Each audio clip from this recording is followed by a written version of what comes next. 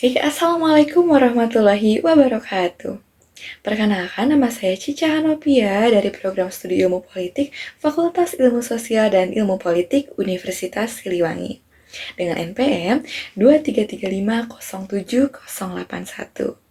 Nah, teman-teman, dibuatnya video saya pada kali ini adalah sebagai bentuk pemenuhan tugas penilaian akhir semester saya dalam mata kuliah teori politik yang diampu oleh dosen kami, Bapak Hendra Gunawan. Nah, jadi pada penugasan kali ini, kami diminta untuk menjelaskan kembali materi yang sudah diberikan oleh dosen kami. Oleh karena itu, saya memilih subbahasan bangsa dan nasionalisme. Nah, kenapa saya memilih subbahasan bangsa dan nasionalisme? Karena sejauh ini saya merasa materi ini adalah materi yang paling menarik untuk saya dan menurut saya materi ini adalah materi yang sangat kompleks. Nah, teman-teman, sebelum kita berlanjut pada materinya, saya ingin teman-teman menggarisbawahi dulu beberapa hal penting terkait materi ini. Nah, yang pertama, perlu diketahui bahwa dalam 200 tahun terakhir ini, bangsa ini dianggap sebagai unit kekuasaan yang paling tepat dalam menjelaskan masyarakat politik. Nah, yang kedua, sejak abad ke-20 ini, konsep bangsa dan nasionalisme telah menyebabkan banyak sekali pemberontakan-pemberontakan terhadap negara-negara penjajah hingga melahirkan negara-negara baru di dunia. Nah, kemudian yang perlu digarisbawahi juga adalah hukum internasional sebelum abad ke-20 membolehkan suatu bangsa atau negara untuk mengekspansi atau menjajah negara atau wilayah lain. Nah, untuk lebih lengkapnya, teman-teman bisa mengecek di Perjanjian Tordesillas. Nah, kita lanjutkan untuk pembahasan definisi negara. Nah, untuk definisi negara sendiri, teman-teman, negara ini dapat didefinisikan melalui 4 aspek. Yang pertama ada secara bahasa, secara kultural, kemudian secara politis, dan juga secara psikologis. Ini menurut saya bagian yang sangat menarik untuk saya ketika pertama kali mempelajari soal hal ini. Lanjut saja teman-teman. Definisi bangsa secara bahasa ya. Bangsa atau nation dalam bahasa Latinnya itu nasci atau yang berarti lahir. Kita lanjutkan untuk definisi bangsa secara kultural. Nah, jadi secara kultural bangsa ini didefinisikan sebagai kelompok masyarakat yang disatukan oleh budaya, bahasa, agama, sejarah, dan juga tradisi yang sama, sehingga mereka merasa memiliki keterikatan atas suatu kesamaan tersebut. Nah, kemudian untuk selanjutnya secara politis, di mana bangsa ini didefinisikan sebagai masyarakat atau kelompok yang menganggap diri mereka ini sebagai komunitas politik yang secara alamiah itu mereka mengekspresikan melalui usaha untuk mencapai kedaulatan negara. Nah, kemudian definisi bangsa secara psikologis. Nah, untuk definisi bangsa secara psikologis ini dapat kita lihat atau dapat kita analogikan seperti sekelompok masyarakat yang dicirikan oleh sebuah loyalitas, rasa cinta, rasa memiliki, yang atau teman-teman bisa lebih kenal dengan istilah bentuk patriotisme. Nah, baik teman-teman, jika dengan definisi tadi mungkin belum dapat memuaskan pertanyaan di benak teman-teman tentang sebetulnya apa sih bangsa itu. Nah, jadi di sini saya mencoba menjelaskan dua pandangan terkait apa sih sebetulnya bangsa itu.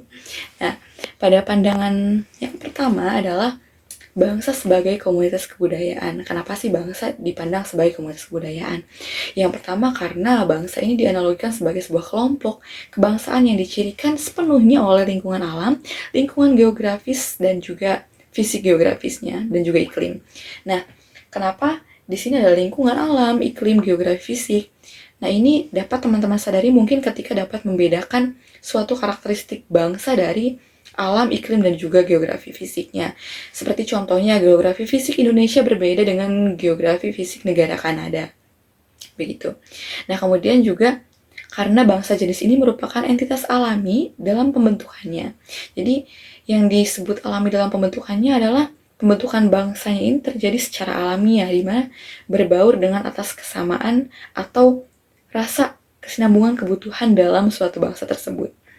Nah, kemudian dalam bangsa ini, masyarakat ini biasanya punya full gaze atau spirit, Teman-teman mungkin ada yang asing atau ada yang sudah pernah mendengar kata-kata ini yang diaktualisasikan lewat lagu, mitos, atau legenda.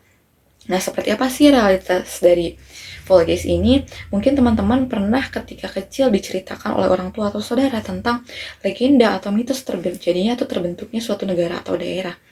Nah, kemudian dalam masyarakat pramodern, bangunan bangsa disusun oleh ikatan tertentu dalam loyalitas feodal. Apa sih sebenarnya loyalitas feodal ini? Dapat kita bayangkan seperti pendelegasian kekuasaan. Nah, kemudian sedangkan pada dalam masyarakat modern ini, bangsa sudah disusun berdasarkan nasionalisme. Nah, apa sih nasionalisme? Akan kita jelaskan setelah materi ini. Nah, lanjut, pandangan yang kedua adalah bangsa sebagai komunitas politik. Nah, kenapa bangsa dipandang sebagai komunitas politik? Nah, pandangan ini tuh sebenarnya menekankan bahwa bangsa ini lebih menekankan pada loyalitas sipil dan politik daripada identitas kebudayaan. Jadi ini sedikit kebalikan dari teori yang pertama tadi atau pandangan yang pertama tadi, di mana di sini lebih menekankan pada loyalitas sipil dan politik. Dimana seperti yang teman-teman tahu, apabila sudah berkaitan dengan sipil dan politik itu menyangkut pada halayak luas. Nah, jadi tidak hanya identitas budaya aja seperti itu. Nah, oleh karenanya bangsa ditentukan oleh kewarganegaraan yang sama tanpa memandang kebudayaan, etnis, dan agama tertentu.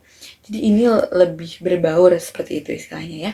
Nah, kemudian bangsa sebagai komunitas politik dan bukan sebagai persekutuan atau perkumpulan alami. Nah, komunitas ini merupakan desain yang dirancang secara ajinasi. Gitu. Nah, kemudian bangsa politik ini terbentuk dengan dua cara. Yang pertama melalui perjuangan melawan penjajah, dan yang kedua diwarisi secara teritorial oleh pendahulu mereka yang menjajah. Nah, pada contohnya teman-teman, seperti yang teman-teman tahu bahwa Indonesia ini merdeka setelah sekian ratus tahun mengalami penjajahan dari bangsa-bangsa asing. Nah, untuk contoh yang kedua ini diwarisi secara teritorial oleh pendahulu mereka yang menjajah itu seperti negara Malaysia, yang dimana mereka diwarisi kemerdekaan oleh negara penjajah mereka. Baik teman-teman, seperti yang sudah saya jelaskan tadi bahwa ada kita mention nasionalisme pada bagian pandangan bangsa sebagai komunitas kebudayaan. Nah, di sini akan kita bahas sebetulnya apa sih nasionalisme itu. Sepertinya kalau kita dengar kata bangsa itu memang tidak bisa lepas ya dari kata nasionalisme, bangsa dan nasionalisme. Nah, hal ini juga yang menurut saya sangat menarik sehingga saya ingin membawakan materi ini. Lanjut teman-teman.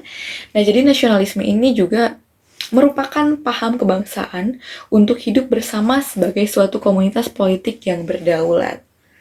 Nah, jadi seperti yang teman-teman tahu bahwa kedaulatan ini sangat penting bagi suatu bangsa, di mana kita merasa sebagai suatu bangsa kita memiliki kedudukan.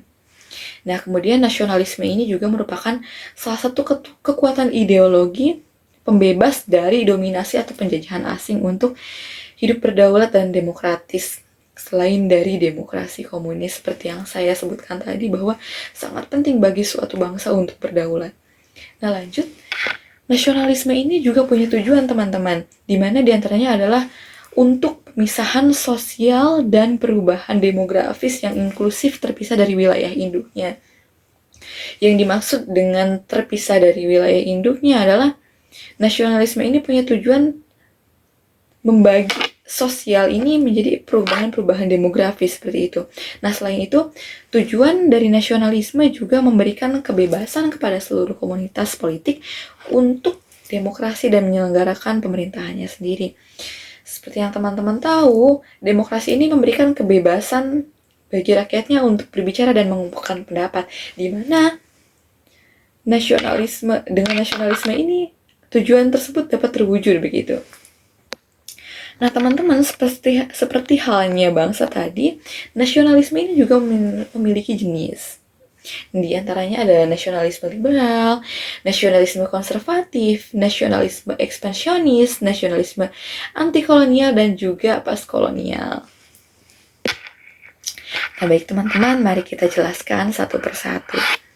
Nah, nasionalisme liberal ini mulai terjadi pada abad ke-19, yaitu di Eropa, terutama di Italia, di mana tokohnya sendiri adalah Giuseppe Mazzini.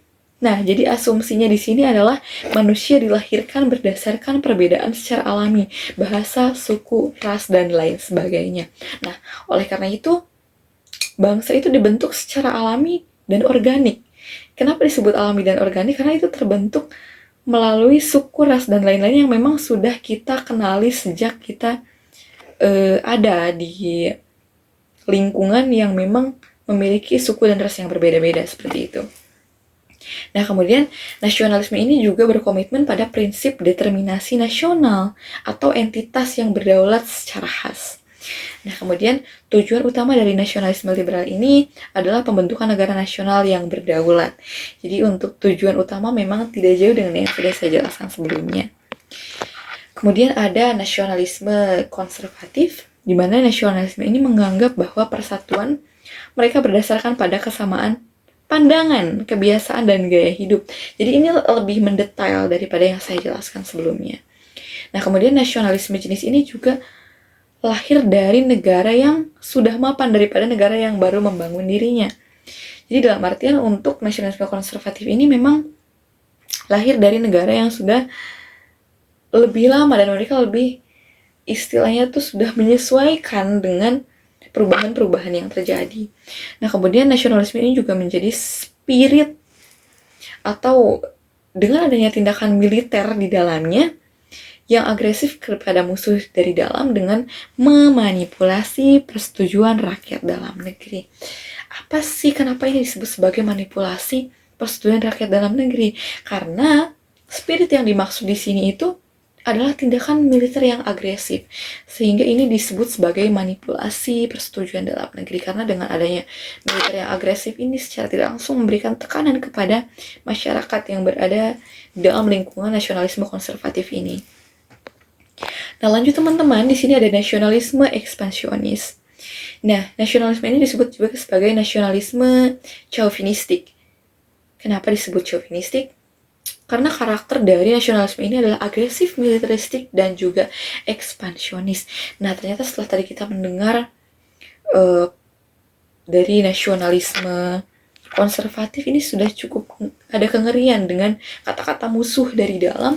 Ternyata pada nasionalisme ekspansionis ini kita mendapatkan lebih energi yang lebih lagi dengan kengerian yang sama ya. Nah, jadi nasionalisme jenis ini merupakan antitesis dari adanya kesetaraan politik yang dibangun oleh nasionalisme liberal. Nah, asumsi dari nasionalisme ini adalah bangsa lain merupakan ancaman dan musuh yang harus ditunjukkan. Jadi pada nasionalisme ini kita merasa bahwa bangsa kita adalah bangsa yang paling berdaulat dan bangsa lain merupakan musuh yang harus ditundukkan terhadap kedaulatan kita, begitu. Nah, kemudian bentuk nyata dari nasionalisme ini adalah adanya penjajahan yang terjadi di dunia sejak abad ke-16, membuktikan bahwa negara yang merasa bahwa dirinya lebih berdaulat dari negara lain akan menjajah negara lainnya yang dirasa lebih kualitasnya lebih di bawah dari negaranya sendiri, seperti itu. Nah, kemudian teman-teman di sini yang terakhir ada nasionalisme anti-kolonial dan postkolonial. Nah, nasionalisme yang merupakan ideologi pembebas dari penjajahan dirinya oleh bangsa Eropa. Nah, mungkin bisa kita katakan bahwa Indonesia termasuk dalam nasionalisme anti-kolonial dan postkolonial. Karena kita sudah berhasil membebaskan diri kita dari jajahan bangsa Eropa. Biarpun mungkin secara sarkas kita belum sepenuhnya bebas dengan jajahan-jajahan mulai dari teknologi dan lain sebagainya. Tetapi kita sudah berhasil melewati masa yang benar-benar menjadi gontrokan besar bagi bangsa kita, begitu. Nah, kemudian untuk anti-kolonial dan post-kolonial ini merupakan antitesis dari nasionalisme ekspansionisme Eropa. Nah, kemudian nasionalisme jenis ini mempunyai irisan dengan ideologi lain seperti sosialisme dan komunisme. Kenapa beririsan? Karena otomatis nasionalisme ini adalah nasionalisme yang sudah bertentangan dengan anti-kolonial, dengan kolonialisme dan lain sebagainya, begitu teman-teman. Nah, mungkin teman-teman karena keterbatasan waktu yang dapat saya upload dalam video ini, mungkin saya akhiri sekian. Mohon maaf apabila penyampaian saya kurang tepat dan juga mungkin keterbatasan sumber yang dapat saya jelaskan. Semoga video ini dapat bermanfaat. Terima kasih. Wassalamualaikum warahmatullahi wabarakatuh.